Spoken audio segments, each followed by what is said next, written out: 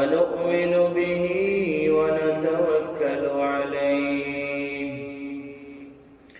ونعوذ بالله من شرور أنفسنا ومن سيئات أعمالنا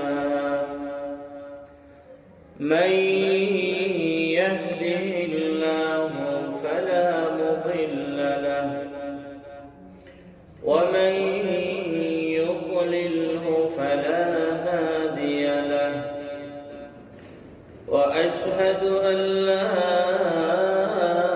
إله إلا الله وحده لا شريك له وأشهد أن سيدنا وحبيبنا وحبيب ربنا وشفيعنا وسندنا ومولانا محمدا عبده ورسوله أرسله الله تعالى بالحق إلى الناس كافة بشيرا ونذيرا وداعيا إلى الله بإذنه وسراجا منيرا أما بعد فأعوذ بالله من الشيطان الرجيم بسم الله الرحمن الرحيم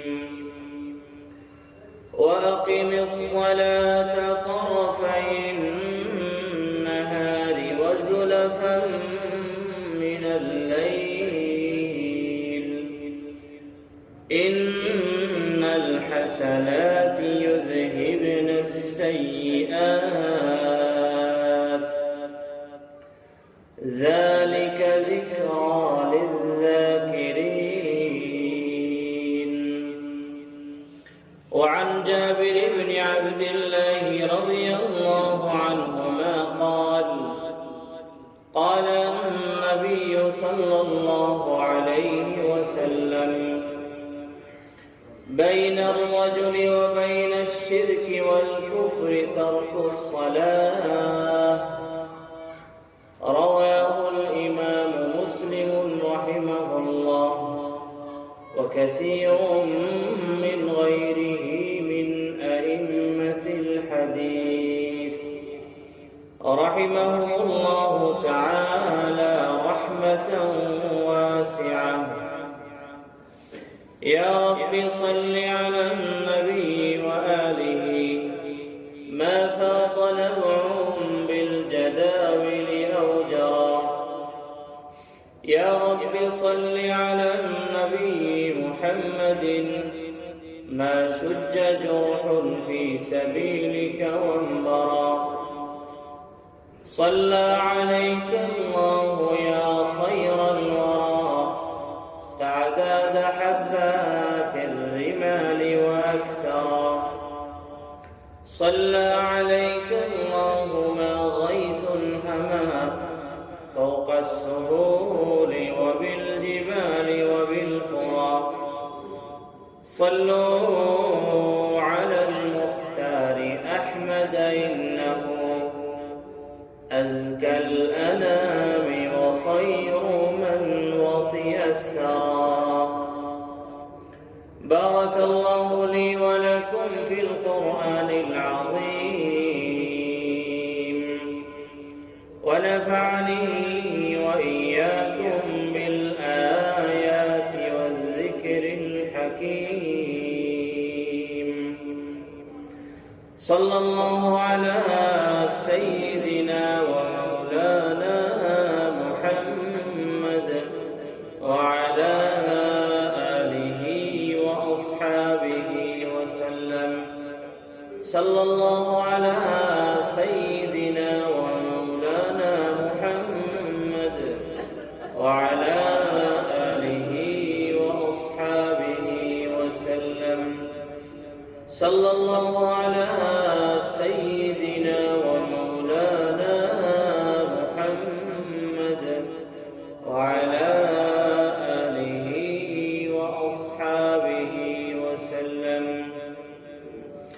মওলাই করিমের আলিশান শাহী দরবারে লাখো করোড় শুকর, তিনি আমাদেরকে পবিত্র জুমার দিনে সালাতুল জুমআ আদায় করার উদ্দেশ্যে তার পবিত্র ঘর জামিআ মসজিদে আসা, নামাজের অপেক্ষায় অপেক্ষমান হয়ে বসে থাকার তৌফিক দান করেছেন।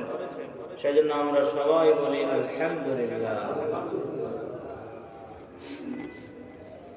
আল্লাহ সুবহানাহু ওয়া তাআলা আমাদেরকে তার মুমিন বান্দা হিসাবে কবুল করেছেন।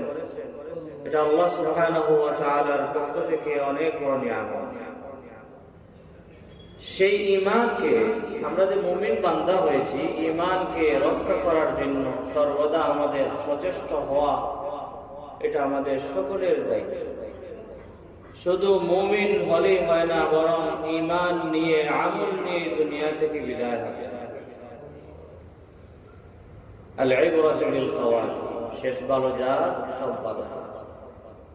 সেজন্য আমাদেরকে যে ঈমান আল্লাহ সুবহানাহু ওয়া তাআলা, যে দৌলতে ঈমান আল্লাহ সুবহানাহু ওয়া তাআলা আমাদেরকে দান করেছেন, সেই দৌলতে ঈমান যাতে সব সময় থাকে এবং সব সময় যাতে সবল থাকে, এবং সেই ঈমান নিয়ে যাতে আমাদের দুনিয়া থেকে বিদায় হওয়া আমাদের জন্য তৌফিক হয়, সেজন্য সর্বদা সচেষ্ট থাকতে হবে। আর ঈমান নামক গাছের নিচে সর্বদা পানি দিতে হবে। ঈমান নামক গাছে যাতে আগাছা না লাগে, আর লাগলে ওইগুলাকে সর্বদা পরিষ্কার করার চেষ্টা করতে হবে। সেজন্য আল্লাহ সুবহানাহু ওয়া তাআলা আমাদের জন্য বিশেষ বিশেষ কিছু আমল আমাদেরকে দিয়েছেন। ওইগুলির মাধ্যমে আমরা ঈমান নামক গাছের নিচে পানি দিতে পারবো। ঈমান নামক গাছটি দিন দিন বড় হবে, বড় হবে, মজবুত হবে, মজবুত হবে, ডাল ভালো দিবে, শাখা প্রশাখা এগুলি বাড়বে এবং আকাশের দিকে উঁচু হবে। আগাছা, ঈমান নামক গাছে যে সমস্ত আগাছা লাগে সেগুলি পরিষ্কার করবে। তো যে সমস্ত আমলের মাধ্যমে আমরা আমাদের ঈমান নামক গাছের নিচে পানি দিয়ে ঈমান নামক গাছটাকে মজবুত করতে পারি, মোটা করতে পারি, উঁচু করতে পারি, আকাশচুম্বী করতে পারি, সেই সমস্ত আমলের মধ্যে সর্বপ্রথম আমল হচ্ছে সালাত, ইকামতে সালাত। আমাদের সমাজে কিছু মানুষ আছে, তারা কয় যে নামাজ না পড়লে কি হবে, ঈমান ঠিক আছে। এটা একদম ভুল কথা। তোমার ঈমান ঠিক থাকলে অবশ্যই তুমি নামাজ পড়ো। তুমি নামাজ পড়ো না, নামাজের কোনো গুরুত্ব তোমার ভিতরে নাই। তোমার দিলে কি আছে সেটি তো আমি বলতে পারি না, কিন্তু তোমার নামাজ না পড়াটা প্রমাণ করে তোমার দিলে ঈমান মজবুত নয়। ঈমান থাকলে হয়তো নিবু নিবু আছে, ঈমানের গাছটা আছে, কিন্তু ঈমানের গাছের নিচটা একদম শক্ত হয়ে টাট্টা হয়ে গেছে। কোন এক সময় হয়তো ঈমান নামক গাছটা মরে যাবে। সেজন্য আল্লাহ হাবিব সাল্লাল্লাহু আলাইহি ওয়াসাল্লাম এই ইকামতে সালাতকে মানুষের ঈমানের একটা পরিচয় এবং আলামত হিসেবে আখ্যায়িত করেছেন। নবীজি সাল্লাল্লাহু আলাইহি ওয়াসাল্লাম হাদিসের মধ্যে বলেছেন, আল আহদুল্লাযী বাইনানা ওয়া বাইনাহুমুস সালাহ ফামান তারাকাহা ফাকাদ কাফার। আমাদের অর্থাৎ মুসলমানদের এবং আমার উম্মতের এবং মুনাফিক কাফেরদের মধ্যে পার্থক্যকারী আলামত হচ্ছে সালাত। কারো কপালে কিন্তু মুমিন আর কাফের আর মুনাফিক লেখা থাকে। আমি মুমিন, আমার প্রমাণ আমি নামাজ পড়ি। সে মুনাফিক এবং সে কাফির, হিন্দু, প্রমাণ কি সে নামাজ পড়ে। নবীজি সাল্লাল্লাহু আলাইহি ওয়াসাল্লাম ইকামতে সালাতকে, নামাজকে নবীজি সাল্লাল্লাহু আলাইহি ওয়াসাল্লামের ঈমানের আলামত হিসাবে নির্ধারণ করেছেন। হিন্দু, মুসলিম, খ্রিস্টান, বৌদ্ধ যারা আছে তারাও কিন্তু বিভিন্ন অসহায় নিরীহ মানুষকে দান করে। তাদের মধ্যে আরো অনেক কিছু বিষয় আছে। যেগুলির মাধ্যমে মুমিন এবং কাফেরের মাধ্যমে সবার মধ্যে এগুলো থাকে, পার্থক্য করা কঠিন। কিন্তু নামাজ এমন এক ইবাদত যেটি আমরা মুসলমানরা পড়ি, তারা পড়ে না। সুতরাং নামাজের গুরুত্ব এত বেশি নবীজি সাল্লাল্লাহু আলাইহি ওয়াসাল্লাম নামাজকে ঈমানের আলামত হিসেবে আখ্যায়িত করেছেন। সুতরাং আমাদের সমাজে কিছু সংখ্যক মানুষ যে বলে যে আমি নামাজ না পড়লে কি হবে, আমার ঈমান ঠিক আছে, তোমার মধ্যে তোমার দিলে কি আছে আমি এটা বলতে পারি না, কিন্তু তোমার নামাজ না পড়াটা নবীজির কথা অনুসারে প্রমাণ করে যে তোমার ভিতরের ঈমানের কি খবর। তোমার ভিতরের ঈমানের খবরটা তোমার নামাজই দিয়ে দিচ্ছে, আমাকে বলতে হবে না, তোমার মুখ দিয়ে বলতে হবে না, তোমার ভিতরের ঈমানের খবর তোমার নামাজই দিয়ে দিচ্ছে। নামাজ যদি সঠিকভাবে পড়ো তাহলে এই নামাজ বলে দিবে যে তোমার ভিতরে ঈমান আছে। তুমি মুমিন, তুমি মুসলমান নাকি মুসলমান নও এই কথা জিজ্ঞাসা করার দরকার হবে না। মসজিদে এসেছো, নামাজ পড়েছো, আমি তোমাকে একজন মুসলিম হিসাবে দেখতে পারি। কিন্তু আযান শুনতেছো, আবার নামাজের সময় হয়েছে, নামাজ পড়তে তোমার কোনো অসুবিধা, কোনো বাধা, কোনো উযর, কোনো কিছুই নাই, কোনো কিছু নাই, শরীরের সুস্থতা আছে, সব দিক দিয়ে সামর্থ্য আছে, সামর্থ্য থাকা সত্ত্বেও তুমি নামাজ পড়ছো না, তাহলে তোমার না পড়াটাই, নামাজ না পড়াটাই তোমার আমলেই তোমার ঈমানের কি দশা সেটি বলে দিচ্ছে। এক নাম্বার নামাজের গুরুত্ব, নবীজি এই নামাজকে ঈমানের আলামত হিসেবে আখ্যায়িত করেছেন। আরেকটি হাদিসের মধ্যে আন জাবির ইবনে আব্দুল্লাহ রাদিয়াল্লাহু আনহু قال قال رسول الله صلى الله عليه وسلم بين الرجل وبين الشرك أو الكفر ترك الصلاة। নবীজি বলেছেন ব্যক্তি এখানে আছে আর কুফর এবং শিরিক এখানে আছে। এই ব্যক্তি কুফর এবং শিরিকের দিকে যাওয়ার সেতুবন্ধনের নাম হচ্ছে নামাজ। ব্যক্তি এখানে আছে এবং কুফর এবং শিরিক এখানে আছে, তো ওই মাঝখানের সেতুবন্ধনের নাম হচ্ছে তরকে সালাত বা নামাজ পড়িতে। এর মানে কি, ব্যক্তি যদি নামাজ না পড়ে, নামাজ না পড়ার সেতুবন্ধন দিয়ে সে কোথায় যাবে? কুফর এবং শিরিকে চলে যাবে। না, ব্যক্তি এখানে আছে ঈমান দাবি করতেছে, ঈমানের কথা দাবি করতেছে, আর এখানে একটা সেতু আছে, সেতুর নাম হচ্ছে নামাজ পরিত্যাগ করা। সুতরাং তখন ব্যক্তির আর ওই কুফর এবং শিরিকের দিকে চলে যাওয়াটা হয়ে যাবে যদি সে মাঝখানের নামাজ পরিত্যাগ করার কাজটা করে। সুতরাং নামাজ ছাড়া, ইচ্ছাকৃত ভাবে, উযর ছাড়া, কোন শরঈ অসুবিধা ছাড়া নামাজ ছাড়াটা বহুত বড় একটা ডেঞ্জারাস। যে ব্যক্তির অভ্যাস হয়ে যাবে নামাজ ছেড়ে দেওয়া, সেই ব্যক্তির ঈমান নামক গাছ মরে যাবে, সে বলতেও পারে, উপলব্ধিও হবে। শুধু মুখ দিয়ে হয়তো সমাজের মুসলমানদের বিভিন্ন সুবিধাদি ভোগ করার জন্য হয়তো সে মুখ দিয়ে মুসলিম এবং মুমিন দাবি করবে, কিন্তু তার ভিতরের ঈমানটা টিকে থাকা মুশকিল হয়ে যাবে যদি সে নামাজ পড়ে না। এটা আমার কথা না, নবীজি সাল্লাল্লাহু আলাইহি ওয়াসাল্লাম। দুই নম্বর বিষয় হচ্ছে নামাজ আমাদের জীবনকে সংশোধন করার, সুন্দর করার মহৌষধ হচ্ছে নামাজ।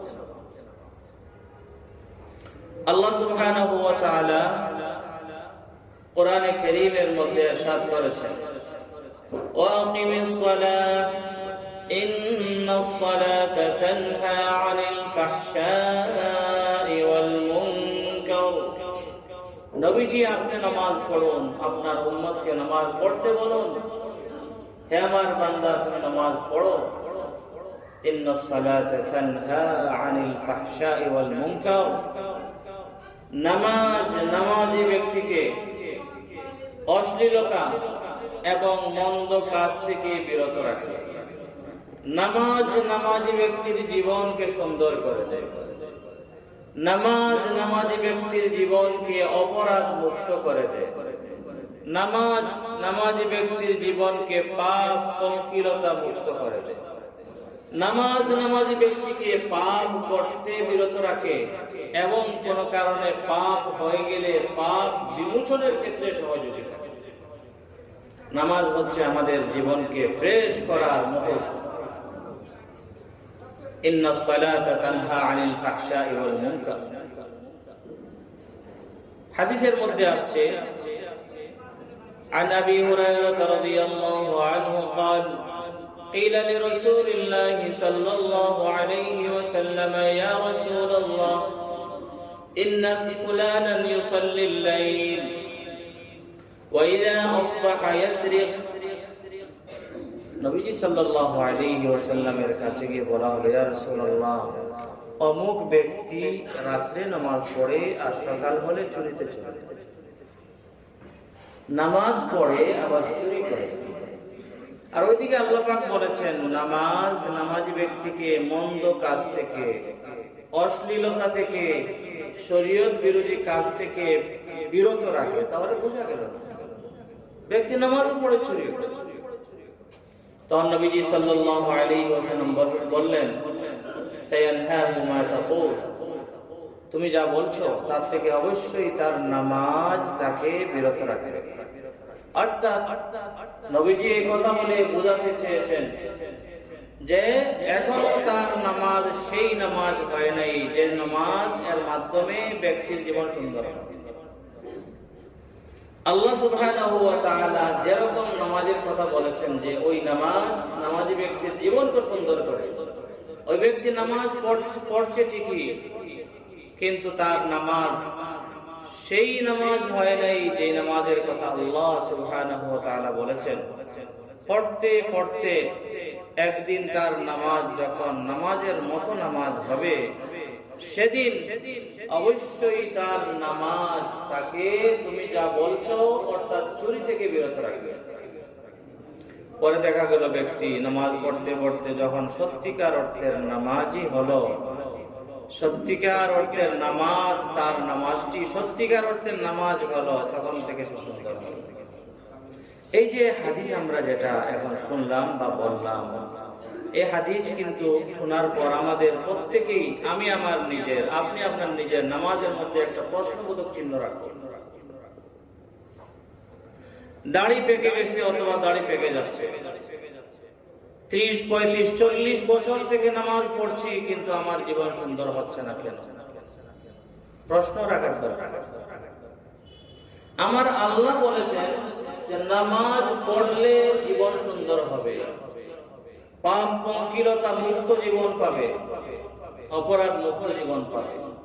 কিন্তু আমার বয়স 50 হয়ে গেছে, 60 হয়ে গেছে, 70 হয়ে গেছে, অনেক দিন থেকে নামাজ পড়ছি, নামাজ পড়তে পড়তে কবর কাইত হয়ে গেছে, নামাজের উপর যুবক হলাম, আবার সেই নামাজ পড়তে পড়তে যৌবন কাটাইলাম, আবার সেই নামাজ পড়তে পড়তে বুড়া হইলাম, আবার সেই নামাজ পড়তে পড়তে এক পর্যায়ে আমি মাটিতে সিজদা করতে পারলাম না, আমার চেয়ারে বসে নামাজ পড়তে হবে, বসে বসে নামাজ পড়তে হবে, কিন্তু আমার জীবন সুন্দর হচ্ছে না কেন? আমি নামাজ পড়ি সুদ খাই কেন? আমি নামাজ পড়ি ঘুষ খাই কেন? আমি নামাজ পড়ি চুরি করি কেন? আমি নামাজ পড়ি মিথ্যা বলি কেন? আমি নামাজ পড়ি গীবত করি কেন? আমি নামাজ পড়ি চুগলখড়ি করি কেন? আমি নামাজ পড়ি আমার ব্যবহার সুন্দর হয় না কেন? আমার আখলাক সুন্দর হয় না কেন? এখানে একটা প্রশ্ন রাখার দরকার। কেন কেন কেন আমাদের অবস্থা? এর মানে হচ্ছে আমি যে নামাজ পড়ছি, আমার নামাজের কোন জায়গায় ঝামেলা আছে, আল্লাহর কথার মধ্যে কোনো ঝামেলা থাকতে পারে না। আর ঝামেলা আছে এই কথা বিশ্বাস করলে মানুষ মুমিনে থাকবে। আল্লাহ বলেছেন ইন্নাস সালাতা তানহা আনিল ফাহশাই ওয়াল মুনকার। নামাজ নামাজি ব্যক্তির জীবনকে সুন্দর করে, অন্যায়, অবিচার, অশ্লীলতা, মন্দ কাজ থেকে নামাজ নামাজি ব্যক্তিকে বিরত রাখে। কিন্তু আমি তো নামাজ পড়ছি, একদিন 2 দিন না, বয়স হয়েছে 50, দাড়ি পেকে যাচ্ছে, 50 যদি বয়স হয়, মানে 15 বছর থেকে তো নামাজ শুরু করেছি, যদি আমি যৌবনের শুরু থেকে ভালো হয়ে থাকি, 35 বছর হয়ে গেছে, একদিন দুই দিনে 35 বছর থেকে নামাজ পড়ছি। বয়স হয়েছে 70, মানে কি 55 বছর থেকে নামাজ পড়ছি। আর আমার আল্লাহ বলেছেন নামাজ পড়লে জীবন সুন্দর হওয়ার কথা, নামাজ পড়লে অপরাধ মুক্ত জীবন হওয়ার কথা, তাহলে আমি হতে পারলাম না কেন? এর জবাব আসবে এটা নবীজির কথা অনুসারে, এই যে কিছু আগে যে হাদিস পড়েছি, নবীজির এই কথা অনুসারে জবাব আসবে, বা আল্লাহ সুবহানাহু ওয়া তাআলার কথা অনুসারে জবাব আসবে। নামাজ তো পড়ছি, কিন্তু কোথাও ঝামেলা আছে। ঝামেলা কোথায় হতে পারে? আমার দিলে ঝামেলা। আমার নামাজটা কলুসির সাথে হয় নাই, কলুসিয়তের সাথে হয় নাই, ইখলাসের সাথে হয় নাই, নিষ্ঠার সাথে হয় নাই। ঘরে নামাজ পড়লে টুকুর টাকুর করে নামাজ পড়ে ফেলি, আর মসজিদে আসলে আল্লাহু আকবার, আমি দেখি আমার বৃদ্ধাঙ্গুলি কানের লতির কাছাকাছি গেছে কিনা, তারপরে রুকু করি সুন্দর, সিজদা করি সুন্দর, আর যখন একা নামাজ পড়ি কঠোর কঠোর, মানে কি আমার নামাজের মধ্যে ইখলাসের সমস্যা আছে। নামাজ পড়ি ঠিকই, কিন্তু নামাজের সময় আমার দিল সাথে থাকে না, মানে খুশুর-এর অভাব আছে, একাগ্রতা এবং মনোযোগিতার অভাব আছে। নামাজ পড়ি কিন্তু নামাজে মনোযোগী নয়।